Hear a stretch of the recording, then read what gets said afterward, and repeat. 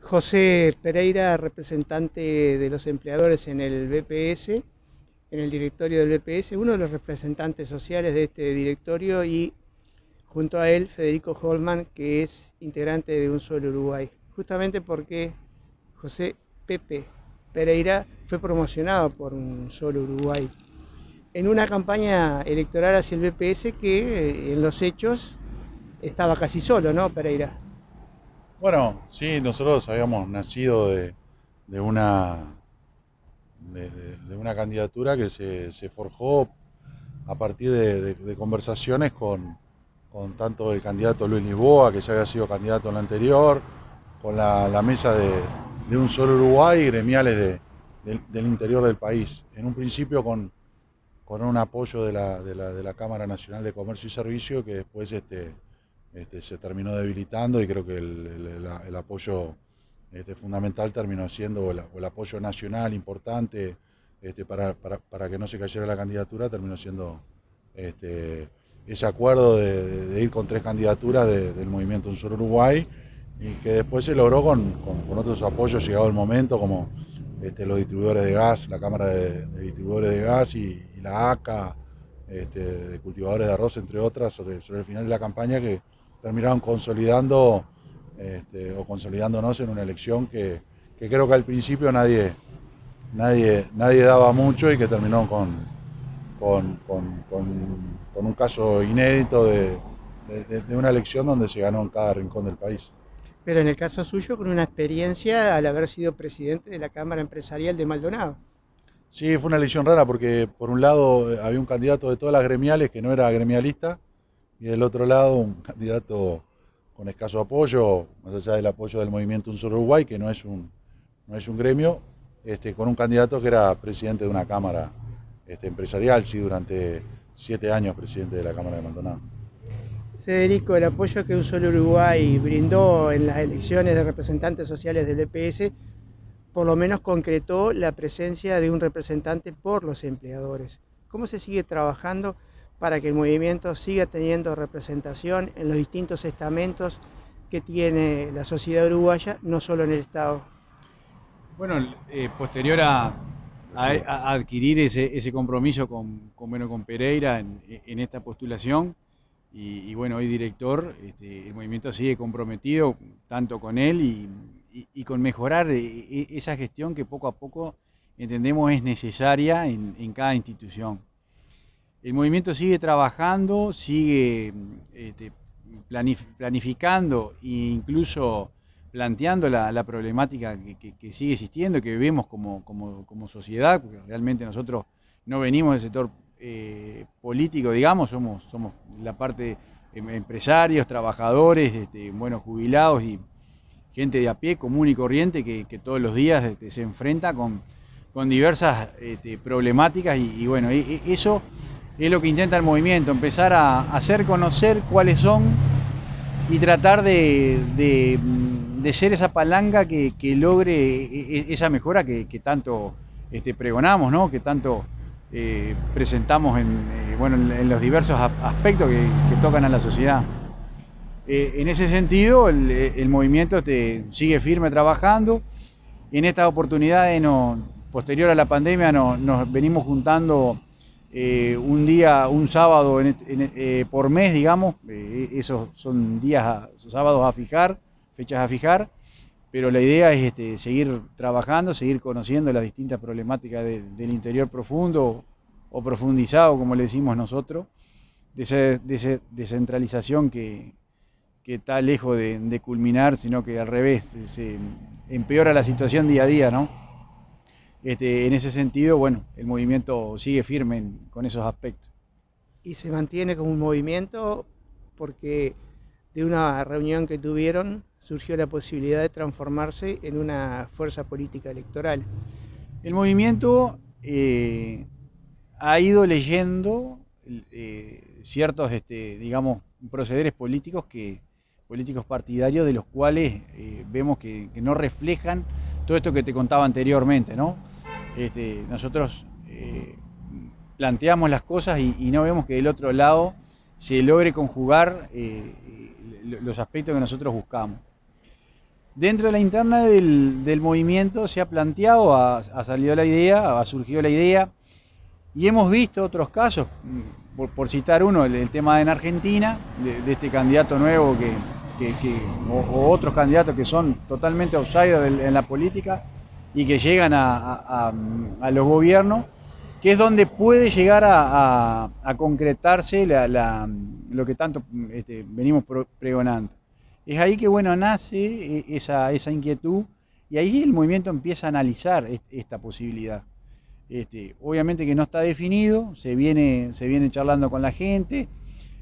Bueno, la opinión pública, como bien tú lo decías, lo tomó hace un par de fines de semana y causó varias reacciones, que en este caso venimos tomando nota y analizando cada una de ellas y bueno, y seguir a ver si realmente nos lanzamos a concretar esa candidatura a o formalizar un partido político, o bueno, o seguir como venimos hasta ahora, que somos, bueno, digamos, un grupo de fuerza que demuestra que los cambios necesarios, vamos a decir. Pereira, una vez que asume como director en representación de los empleadores en el BPS, se encuentra con una realidad que es más difícil, que es más comprometida, que es distinta a la que valoraron en un principio. No, porque como bien lo mencionaba, el hecho de ser representante de la empresa implica una visión en la campaña electoral sobre el organismo que se manifestaba por parte de los electores, y en el cual nosotros canalizábamos y tratábamos de llevar como bandera al organismo. Una vez en el organismo somos un director con esa visión dentro del organismo, pero que tomamos decisiones por absolutamente todo. Entonces, lo que de repente nos hace ver la situación más compleja es el hecho de que un organismo que debería estar basado en raíces de empatía, de ser más humano, en la relación con trabajadores, jubilados, con el propio empresario, pero con los uruguayos en general, creemos que estamos todos los días conociendo un organismo que debería ser mucho más humano y que termina siendo un organismo frío ante situaciones donde se necesita vocación de servicio y empatía. Y ante todo esto surge la posibilidad, a través de una comisión de expertos, de una reforma en la seguridad social. ¿Ustedes han tenido contacto con algunas de estas propuestas? ¿Cómo las valoran y cuál es el punto de vista de ustedes para esta situación que muchas veces se habla desde el punto de vista financiero? Yo participé de reuniones con la comisión de expertos. En aquel momento fui con quien era presidente de la Cámara Nacional de Comercio y Servicios, que había manifestado el apoyo, que era Julio César Lestido. En aquel momento estaba tomada la decisión de la Cámara de apoyar la candidatura junto al Movimiento Un Solo Uruguay, se habían tenido reuniones y participamos de reuniones de conformación de un proyecto donde la Cámara Nacional de Comercio esté presente, y se me invitó como futuro candidato y a participar. Desde el inicio en la campaña incluso nosotros manifestamos que no estábamos de acuerdo con la raíz y con el diagnóstico de la reforma. Por lo cual el planteamiento que hicimos era que con este diagnóstico no íbamos a trabajar. Esperábamos un diagnóstico donde se responsabilizara el sistema sobre lo que es la seguridad social en Uruguay. Nosotros tenemos una seguridad social que cada vez brinda peores servicios y de peor calidad, jubilaciones de hambre que están por debajo del salario mínimo nacional, y que no es lo que está en discusión. Me parece que es lo primero que debería haber estado en discusión por todo el sistema. ¿Cómo mejoramos las prestaciones de quienes ganan menos?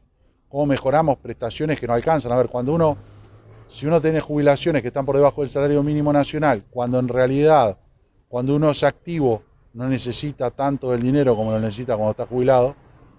Uno necesita medicamentos, uno necesita un montón de cosas. Nosotros lo vemos en la recorrida. De repente llegamos, vemos un recibo de sueldo y los gastos que tiene un jubilado normalmente, y anda en medicamentos en 4, 5, 6, 8.000 pesos a veces y resulta que tiene una prestación de 15. ¿Cómo se hace para vivir? Y en las recorridas es lo que vemos, mucha gente que en industria y comercio, sobre todo, que son estas jubilaciones y en rurales, y lo vemos, y creo que todos los uruguayos lo vemos gente que trabaja hasta avanzadísima la edad y que nos manifiesta que mientras tenga salud nunca se va a jubilar, porque con esa jubilación está condenado o a vivir de sus ahorros y a rezar de que les dé, o a quemarse lo que tiene, o a vivir de sus hijos. Y en esas condiciones la seguridad social hoy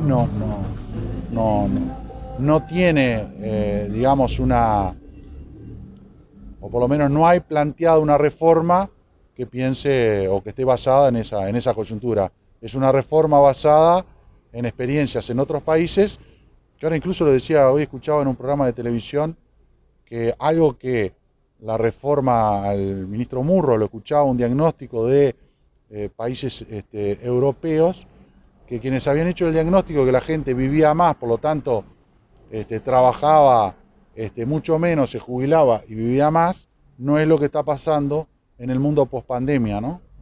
Y por lo tanto había que analizarlo. Bueno, si uno de los expertos está diciendo que ese análisis, que evidentemente no compartimos porque es de escritorio, no está bien, bueno, si salen a recorrer los expertos del país como tratamos de hacer nosotros y teniendo una organización como Un Solo Uruguay que tiene mesas en cada una de las localidades y lo que observamos es ver que el trabajo en Uruguay cada vez nos lleva más tiempo porque la gente tiene claro que no puede vivir o no puede depender de una jubilación.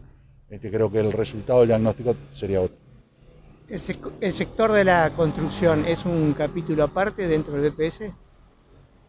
Sí, claro, sobre todo por el costo que tiene construir. Nosotros lo hemos dicho, tenemos ciudades. El Uruguay está triste, el Uruguay da la imagen de un país deteriorado, de un país que se va perdiendo en el tiempo. ¿Por qué? Porque las ciudades, cuando uno ingresa a las ciudades ve que la fachada, acá donde estamos parados ahora, las fachadas sin arreglar, los costos para construir en Uruguay son excesivos. Una construcción yo siempre doy el ejemplo de un distribuidor en Rocha que me decía, contraté un albañil para un depósito 280.000 pesos, el BPS 240.000 pesos. A ver, el albañil se quedó sin trabajo, tengo que juntar plata para el BPS. Y lo vemos todos los días. La semana pasada estuvimos en Rivera, 8 edificios en construcción del lado de Brasil, uno en 30 años del lado uruguayo. Son empresarios uruguayos, jugadores de fútbol uruguayos, artistas uruguayos que invierten del otro lado, y de este lado del país no invierten no porque no quieran, sino porque evidentemente que los costos y además los réditos los tienen mejor del otro lado. En Rivera eso está laudado, hasta el intendente vive ya del lado de Brasil. En la recorrida que ustedes realizan, ¿qué planteos reciben en general? Y lo que nosotros vemos es la gente se molesta y se indigna, sobre todo porque el peso del Estado sigue aumentando y el Estado es caro y desarrollarse, crecer en el Uruguay cada vez es con mayores dificultades. La tendencia o por lo menos el hacer trampa, como es la informalidad, termina siendo un camino mucho más rentable y menos sacrificado que el cumplir con todas las normas y ser parte del Estado, porque uno ve que no redunda en beneficios para colaborar con el país. El ejemplo que estoy dando es lo que recién comentaba de la situación que vimos la semana pasada en Rivera, pero que lo vemos en lugares de frontera. Nadie discute una compra sin impuestos, nadie discute la informalidad, porque la informalidad está vista como parte de un concepto de lucha de clases o del enemigo que es la empresa, cuando en realidad nosotros lo vemos en el directorio de BPS, cooperativa del propio PIT-CNT, denunciada por trabajadores en negro, trabajadores que si pueden hacen el arreglo sin notificar al BPS. La informalidad no tiene como culpable uno o un rol en la sociedad. En realidad la tiene por falta de control y falta de exigencia de la comunidad con el propio sistema y en este caso con el propio Estado. Además el BPS a veces es una trampa, uno se atrasa entre multas y recargo, a veces suele ser imposible salir de esa deuda.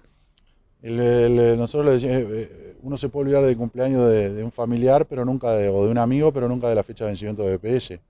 El BPS tiene esa situación donde hay una impunidad a la hora de multas, moras y recargos.